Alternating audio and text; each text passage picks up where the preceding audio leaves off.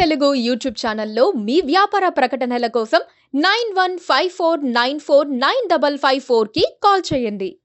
తెలంగాణ రాజకీయాల్లో కొత్త ట్రెండ్ కనిపిస్తోంది. పార్టీల నేతలు ఇప్పుడు తమ సొంత వారి కంటే పక్క పార్టీ జనంపై ఎక్కువ నమ్మకం పెట్టుకుంటున్నారు. పైగా పక్క రాష్ట్రంలో అధికార పార్టీని తెగ పొగిడేస్తున్నారు. అది తెలంగాణ కాంగ్రెస్ అయినా బీఆర్ఎస్ అయినా సరే వారి నోట ఒక్కటే మాట వస్తోంది.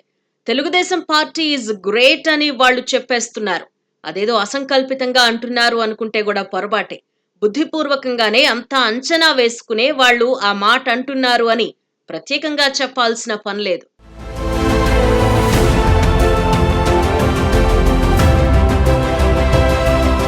టీడీపీ విషయంలో తెలంగాణ ప్రధాన ప్రతిపక్షం బీఆర్ఎస్ అనుసరిస్తున్న వైఖరి విస్మయానికి గురిచేస్తోంది. తాము అధికారంలో ఉన్నప్పుడు టీడీపీని బూచిగా చూపించారు. ఆ పార్టీనే ఇప్పుడు తీరు మార్చుకుంది. టీడీపీ పైన ఆ పార్టీ అధినేత ఏపీ సీఎం చంద్రబాబు పైన బీఆర్ఎస్ నేతలు పొగడ్తలు కురిపిస్తున్నారు.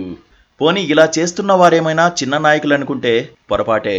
బీఆర్ఎస్ అగ్రనాయకులు కేటీఆర్, హరీష్ రావులే టీడీపీపై పొగడ్తల జల్లు కురిపిస్తున్నారు. బొగ్గు గనుల వేలం విషయంలో కేటీఆర్ ఇప్పుడు టీడీపీని గుర్తు చేసుకుంటున్నారు. సింగరేణికి వేలం లేకుండా గనులు కేటాయించలేరా అని ప్రశ్నిస్తున్నారు. ఇదే సమయంలో ఏపీలో 16 సీట్లు దక్కించుకున్న టీడీపీని సీఎం చంద్రబాబును చూసి రేవంత్ రెడ్డి నేర్చుకోవాలని కేటీఆర్ హితబోధ చేస్తున్నారు. విశాఖపట్నం స్టీల్ ప్లాంట్ను ప్రైవేటీకరణ కాకుండా కేంద్రంపై ఒత్తిడి తెచ్చారని, తెలంగాణలో కాంగ్రెస్కు 8 మంది, బీజేపీకి 8 మంది ఎంపీలు ఉన్న సింగరేణిని కాపాడలేకపోతున్నారని కేటీఆర్ ఆరోపణలు సంధించారు. ఇక ఇదే విధంగా హరీష్ రావు కూడా కాంగ్రెస్ పై విమర్శలు గుప్పించారు. టీడీపీని చూసి బుద్ధి తెచ్చుకోవాలనే రేంజ్లో ఆయన మాట్లాడుతున్నారు. ఒకప్పుడు టీడీపీ అంటే బీఆర్ఎస్ నేతలు ఎగిరెగిరి పడేవారు. 2019 ఎన్నికల ముందు చంద్రబాబుకు రిటర్న్ గిఫ్ట్ ఇస్తున్నానని కేసీఆర్ స్వయంగా ప్రకటించారు. అప్పటి చంద్రబాబు ఓటమిని బీఆర్ఎస్ తమ ఖాతాలో వేసుకుంది. అలాంటి పార్టీ ఇప్పుడు గైడెన్స్ కోసం టీడీపీ వైపుకు చూస్తోంది. బహుశా ఒకప్పుడు టీడీపీతో పొత్తు పెట్టుకున్న సంగతి బీఆర్ఎస్కు గుర్తొచ్చి ఉండొచ్చు. అప్పట్లో ఆ పార్టీ పేరు టీఆర్ఎస్గా ఉండేది.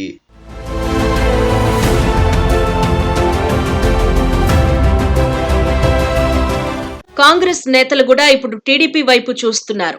ఒకవైపు చంద్రబాబును పొగుడుతున్నారు, మరోవైపు టీడీపీ మూలాలున్న నేతలను హస్తం పార్టీలో చేర్చుకుంటున్నారు. ఇది రాజకీయ అవసరమే అనుకోవాలి.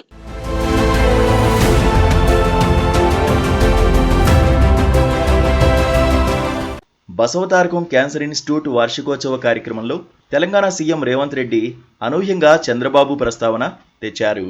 ఏపీ సీఎం రోజుకు 18 గంటలు పనిచేస్తారని, తాను కేవలం 12 గంటలు పనిచేస్తానని ఆయన గుర్తు చేసుకున్నారు. ఇకపై తాను తమ రాష్ట్ర అధికారులు 18 గంటలు పనిచేస్తామని ఆయన చెప్పడం ద్వారా టీడీపీ అభిమానులను బుట్టలో వేసుకున్నట్లు అయింది.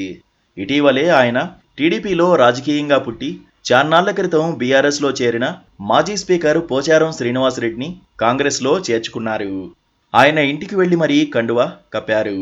ఎన్నికల ముందు నిజామాబాద్ జిల్లాకే చెందిన మండవ వెంకటేశ్వరరావుకు కాంగ్రెస్ కండువా కప్పారు. ఇదంతా ఉమ్మడి నిజామాబాద్ జిల్లాలో కాంగ్రెస్ను బలోపేతం చేసేందుకేనని చెప్పాలి. అక్కడ సెటిలర్లు అధిక సంఖ్యలో ఉంటారు. వారిలో 90% మంది టీడీపీ సానుభూతి పరులని చెప్పుకోవాలి.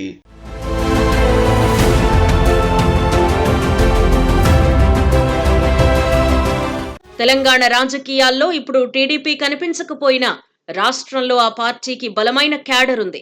ఆ క్యాడర్ దిశానిర్దేశం కోసం ఎదురు చూస్తోంది. టీడీపీ క్యాడర్ ను తమ వైపు లాక్కోవాలని రెండు పార్టీలు ఎదురు చూస్తున్నాయి. Please